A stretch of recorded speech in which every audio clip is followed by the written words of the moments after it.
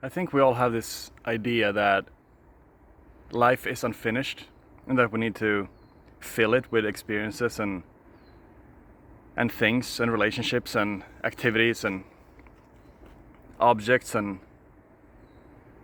sort of materials to make it feel full, to make it feel like it's worthy of living. And so I think we all walk around with this idea that life is unfinished, right? Imagine this analogy that you have like a painting. You're painting a painting, and then after a while it's like, okay, you're getting close to being satisfied with it. But then after a while you start looking at it and you'll be like, nah, maybe I should add a little bit more color here and there, and like try to alter it a little bit. And then you start doing that, and then you realize like, oh shit, I'm ruining the painting. Maybe it was already finished before, even when I thought it was unfinished. When I still thought it was unfinished, I thought that I needed to add more stuff, more color, more shade, more whatever, more nuances on it, to make it finished. But what if this feeling of unfinishedness is just another thing that we are sort of bypassing or looking past? We don't want to include that feeling of something being unfinished, right? So we try and complete life. We try to add things to ourselves and to life to make it seem like it's finished, running away from the feeling of it being unfinished because we think that it is unfinished. We think that somehow life is unfinished if we don't add more things to it, more colors, let's say.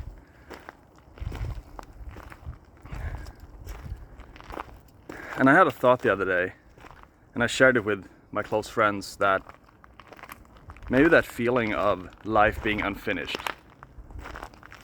perhaps that feeling creates lack, like something is missing, like I need to find something. I need to come up with something to do that will give my life purpose. I need to come up with something that I can dedicate my life to, that will be stimulating for my mind and my body and my soul and whatever. I need to do something. I'm trying to figure it out, what I need to do, so that life won't feel unfinished anymore. But maybe that's the thing that we aren't willing to look at. Maybe that's the thing we're all sort of scared of. Something unfinished. So we turn life into a project. We turn ourselves into a project that we try to solve, right? So maybe that sense of the painting seemingly feeling unfinished is actually finished, because we realize that when we add more color to it, we actually ruin the painting, we overdo it. And maybe when we check out of here, like this life, when we're done here, when it's time for the final letting go,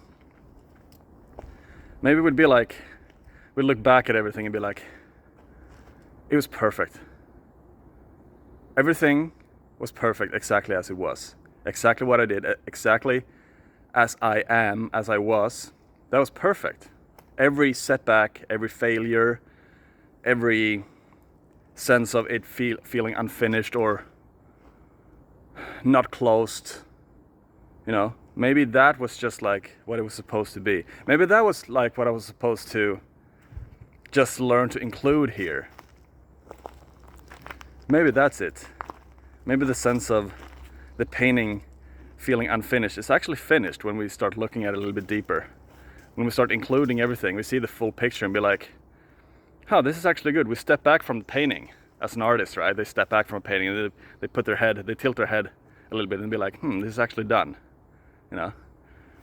So maybe it's about including the sense of life feeling unfinished, and maybe it's not about adding anything more to it. Maybe it's just about learning to see the bigger picture, that everything that has actually happened has actually been quite fucking epic,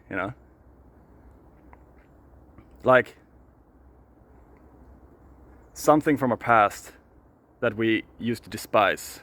Like if we are despising something that we used to do in the past, or if we miss something in the past, we miss a certain time from the past, or a certain version of ourselves from the past.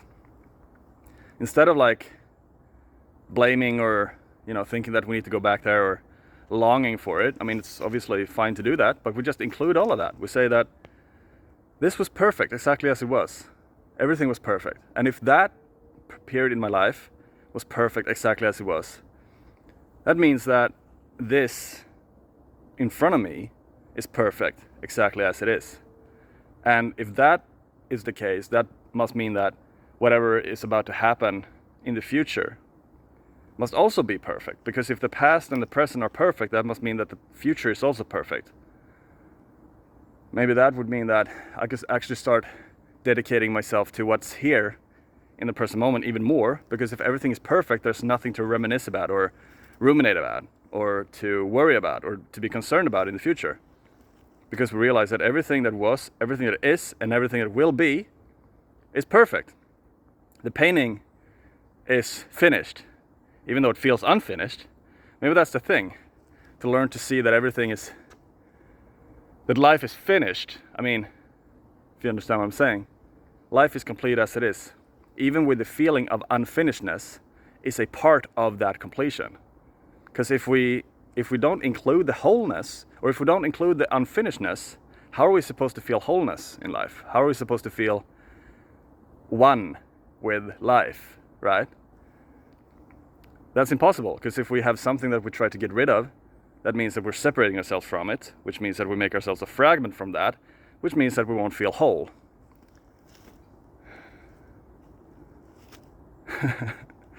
So maybe that's,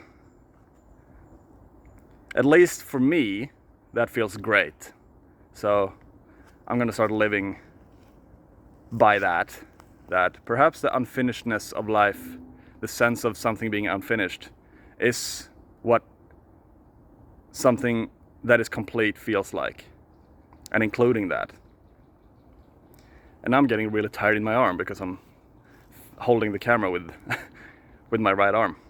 But thank you for watching, and if you agree with what I'm saying, if you have another perspective, please feel free to share in the comments, and like and subscribe if you agreed or disagreed, whatever. And I see you in the next video. Peace.